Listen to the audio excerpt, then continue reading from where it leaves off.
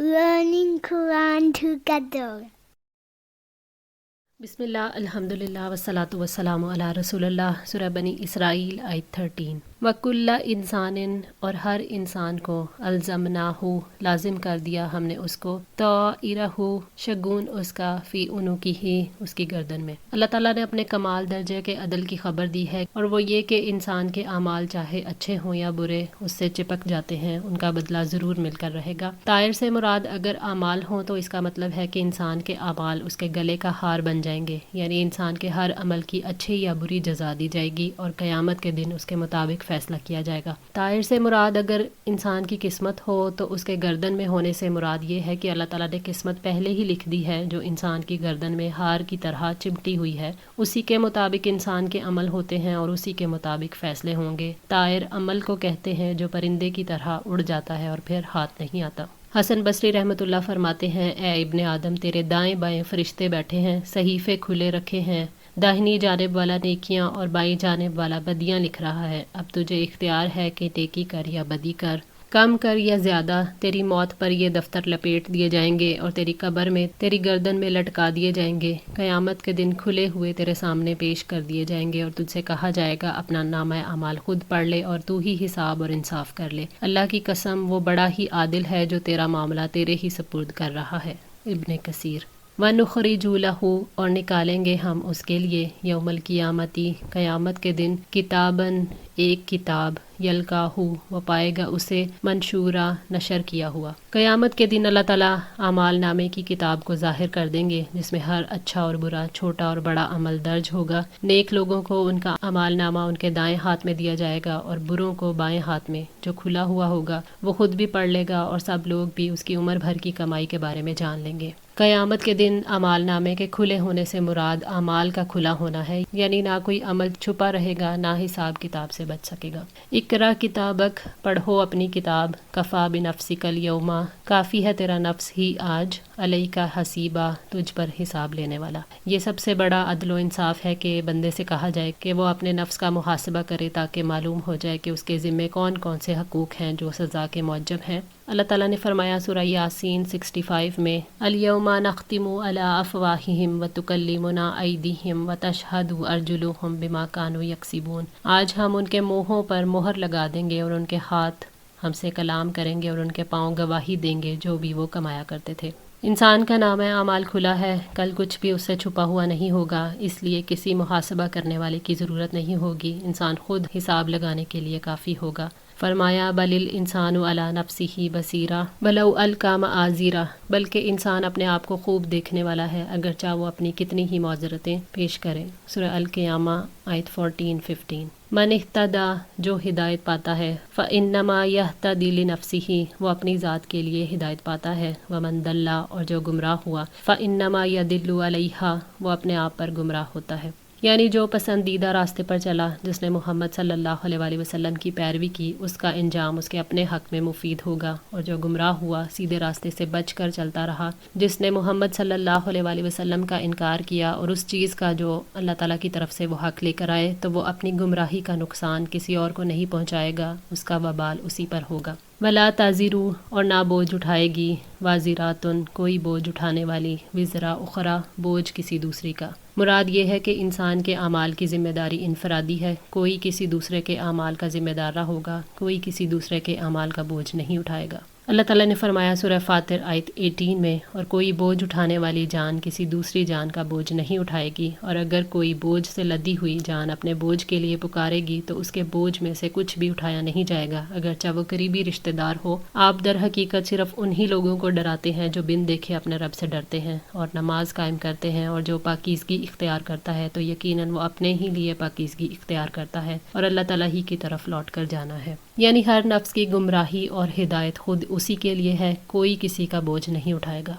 वमा कुन्ना मुअज़्ज़िबीना, और हम कभी अजाब देने वाले नहीं, हत्ता नबअसा रसूला, जब तक कि हम कोई रसूल न भेजें। अल्लाह ताला उस वक़्त तक किसी को अजाब में नहीं पकड़ते जब तक किसी पर हुज्जत पूरी न कर दें। फरमाया, और अगर यकीनन हम इससे पहले उनको किसी अजाब में हलाक कर देते तो वो कहते कि ए हमारे रब, तूने हमारे पास कोई रसूल क्यों नहीं भेजा, फिर हम तेरी आयात की पैरवी करते इससे पहले कि हम जलील और रुसवा होते। सूरह ताहा 134। اللہ تعالیٰ بہت بڑا عادل ہے، وہ اس وقت تک کسی کو عذاب نہیں دے گا جب تک رسالت کی حجت قائم نہ ہو جائے اور یہ ثابت نہ ہو جائے کہ اس نے اس حجت کے ساتھ دشمنی کا مظاہرہ کیا۔ رہا وہ شخص جس نے رسالت کے سامنے اپنے آپ کو جھکا دیا یا اس کے پاس وہ حجت پہنچی ہی نہیں، تو اللہ تعالیٰ ایسے شخص کو عذاب نہیں دے گا۔ اس آیت سے یہ استدلال کیا جاتا ہے کہ اللہ تعالیٰ اہل فترات یعنی اس زمانے یا علاقے کے لوگ جن تک نبوت نہیں پہنچی اور مشرکین کے بچوں کو عذاب نہیں دے گا جب تک کہ ان کی طرف رسول نہ بھیج لے، کیونکہ وہ ظلم سے پاک ہے۔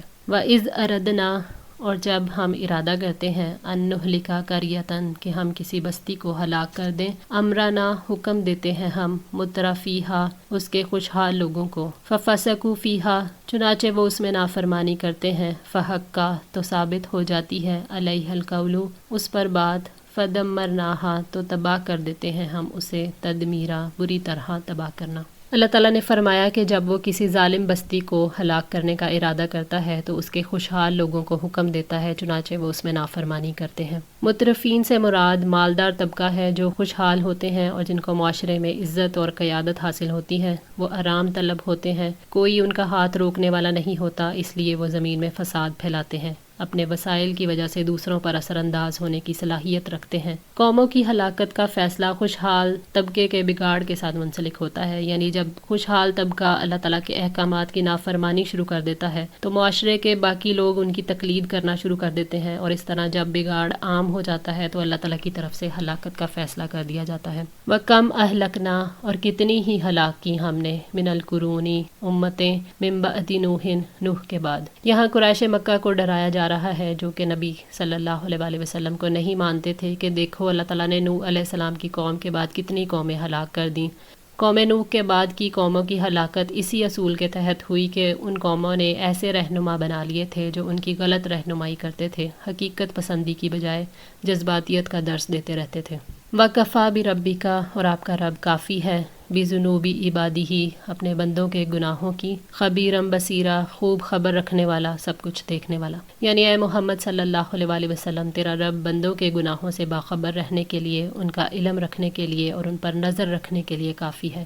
اس سے آپ کی قوم کے مشرکوں کا حال چھپا ہوا نہیں ہے۔ اللہ تعالیٰ سے زمین میں یا آسمان میں چھوٹا یا بڑا کوئی ذرہ چھپ کر نہیں رہ سکتا، اس لیے بندوں کو اس سے ظلم کا کوئی خوف نہیں ہونا چاہیے۔ اللہ تعالیٰ ہر ایک کو اس کے اعمال کے مطابق بدلہ دیتا ہے۔ اللہ تعالیٰ کے خبیر اور بصیر ہونے سے انسان کو یہ شعور دلایا گیا ہے کہ اللہ تعالیٰ گناہوں کی خبر رکھتا ہے، ان کو دیکھتا ہے، لہٰذا حساب کتاب ضرور لے گا۔ من کانا یریدو، جو کوئی چاہتا ہے، العاجلۃ، جلدی ملنے والی چیز کو، عجلنا لہ فیہا، جلد دے دیتے ہیں ہم اسے اس میں سے، ما نشاء، جو ہم چاہتے ہیں، لمن نریدو، جس کے لیے ہم چاہتے ہیں، ثم جعلنا لہ جہنم، پھر بنا دیتے ہیں ہم اس کے لیے جہنم کو، یصلاھا، وہ جائے گا اس میں، مذموماً، مذمت کیا ہوا، مدحورا، رحمت سے دور کیا ہوا۔ یعنی جو دنیا کا طلبگار ہے اس کی بھی وہی خواہش پوری ہوتی ہے، جو اللہ تعالیٰ چاہتا ہے اس کی خواہش کو بھی اللہ تعالیٰ جس قدر چاہتا ہے پوری کرتا ہے۔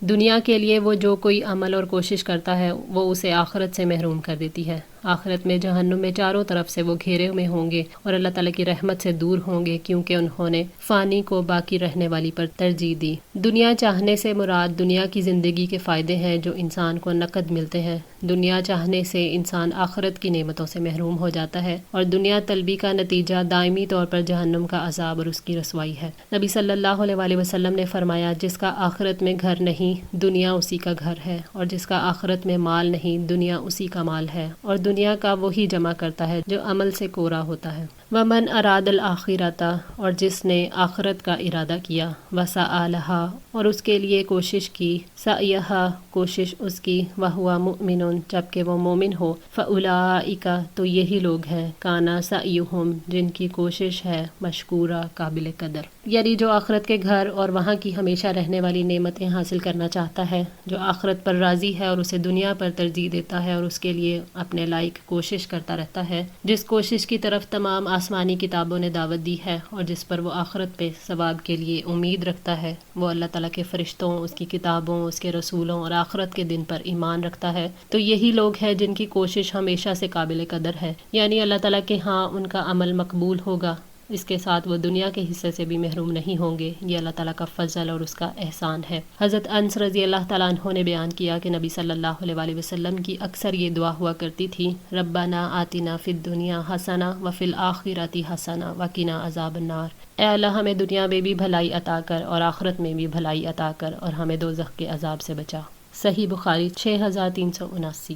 نبی صلی اللہ علیہ وآلہ وسلم نے فرمایا، دو نعمتیں ایسی ہیں کہ ان کے بارے میں اکثر لوگ خسارے میں ہیں، ایک صحت اور فرصت۔ صحیح بخاری۔ اس حدیث کے معنی یہ ہے کہ انسان کو دو نعمتیں عطا کی جاتی ہیں لیکن وہ ان سے فائدہ نہیں اٹھا پاتا، اور جب وہ چلی جاتی ہیں تب ان کی قدر کو پہچانتا ہے۔ کلن نمدو، ہر ایک کو ہم مدد دیتے ہیں، ہؤلائی، ان کو بھی، وہؤلائی، اور ان کو بھی، من عطاء ربک، عطا میں سے آپ کے رب کی، وما کان عطاء ربک محظورا، اور آپ کے رب کی عطا کو کبھی روکا نہیں گیا۔ اللہ تعالیٰ دنیا کے طلبگار کو بھی دیتے ہیں اور آخرت کے طلبگار کو بھی، وہ ہر ایک کی مدد فرماتے ہیں، ہر ایک کی صلاحیت کے مطابق یا ان کی کوشش کے مطابق اور نیت کے مطابق دین اور دنیا کو عطا کرتے ہیں۔ اللہ تعالیٰ کے ارادے کو کوئی بدل نہیں سکتا، نہ کوئی اس کے حکم کو ٹال سکتا ہے اور نہ ہی کوئی اس کے انعام کو روک سکتا ہے۔ اللہ تعالیٰ کی عطا کسی کے لیے بھی ممنوع نہیں ہے۔ دنیا یا آخرت میں کامیابی اللہ تعالیٰ کے فراہم کردہ موقعوں اور انتظامات کی وجہ سے ہی نصیب ہوتی ہے۔